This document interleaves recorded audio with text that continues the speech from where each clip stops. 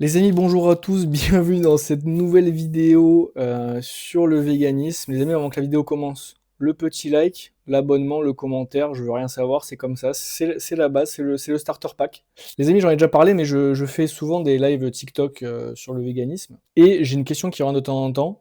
J'ai beau l'expliquer, elle revient toujours, donc je vais faire une vidéo comme ça. Si vous connaissez quelqu'un qui vous dit c'est Arion, vous pourriez envoyer cette vidéo ou comprendre un peu mieux le pourquoi du comment.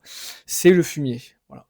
Le fumier, l'ingrédient magique, l'ingrédient indispensable pour l'agriculture, l'ingrédient que s'il n'existait pas, finalement, même les véganes mourraient parce qu'on ne pourrait plus produire de légumes, de fruits, tout ça, sans le précieux fumier des vaches ou d'autres animaux, voilà, enfin le caca en gros, quoi.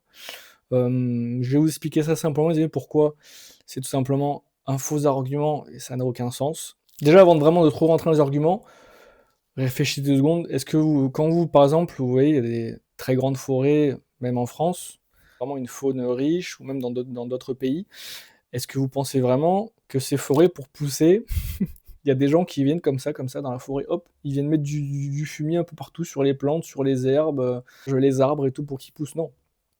La nature arrive aussi à se réguler elle-même, sans l'intervention, de l'être humain. Surtout que, comme vous le savez peut-être, tous ces animaux d'élevage ne font pas partie de la nature. Ce sont des animaux qu'on a créés, qui sont donc à part de la nature et qui ne participent pas à ce que la nature s'améliore, mais plutôt, j'ai envie de dire, l'inverse. On produit des centaines de milliards d'animaux tous les ans. Ces animaux, ils prennent de la place, eux-mêmes juste par leur existence.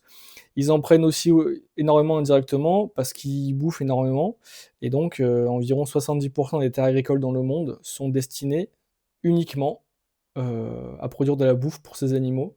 Donc voilà, toutes ces terres agricoles qui pourraient par exemple être déforées plutôt. Mais déjà les amis, qu'est-ce que le fumier? Le fumier comme je l'ai dit, c'est tout simplement, le caca, par exemple d'une vache. Donc une vache va manger, les choses qu'on lui donner, le soja, l'herbe si elle a de la chance un petit peu. Elle va manger tout ça et puis à un moment elle va faire caca, donc elle va récupérer une partie des ressources, de ces plantes et puis le reste, elle va l'éjecter. Donc en soi dans le fumier, il y a rien de magique, c'est juste, une partie de ce que la vache a mangé qui va être, tout simplement ressortie avec un peu moins de nutriments et tout, parce que forcément, comme j'ai dit, la vache a assimilé des choses.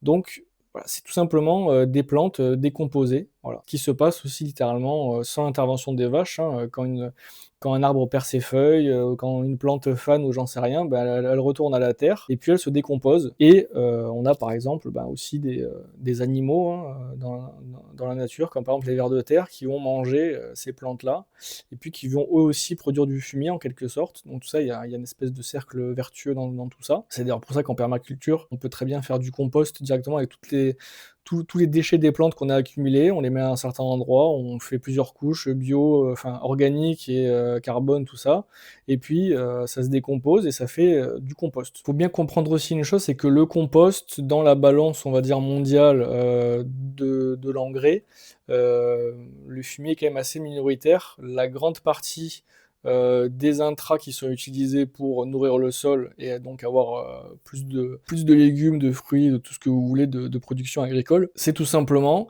bon alors il y a des engrais synthétiques, hein, malheureusement, des engrais chimiques, tout ça, mais il y a aussi des engrais minéraux et des engrais organiques, comme ce que j'ai énoncé tout à l'heure, le compost, toutes les plantes qui sont récupérées, tous les déchets verts qui sont récupérés dans les villes, dans les campagnes ou j'en sais rien, ils sont réutilisés après, entre autres, pour faire de l'engrais. Et surtout les amis, comme j'ai expliqué tout à l'heure, les centaines de milliards d'animaux qu'on crée tous les ans, ça bouffe énormément, et en réalité, les animaux prennent beaucoup plus de ressources au final, enfin, que ce que la population d'animaux donne, d'animaux d'élevage à la fin avec ce fumier. Déjà parce que tout simplement il y a une perte, de nutriments forcément parce que les animaux vont récupérer des nutriments, et puis aussi tout simplement parce que on en produit énormément, ils bouffent énormément et donc on se fatigue toujours plus à produire encore plus de ressources pour eux, plutôt qu'à manger directement ces ressources. Donc la balance est pas très bonne. Les calculs sont pas bons, Kevin, les calculs sont pas bons. Donc voilà les amis, en vérité il y en a encore plein d'arguments, mais globalement ce qu'il faut retenir, c'est que l'excuse du fumier,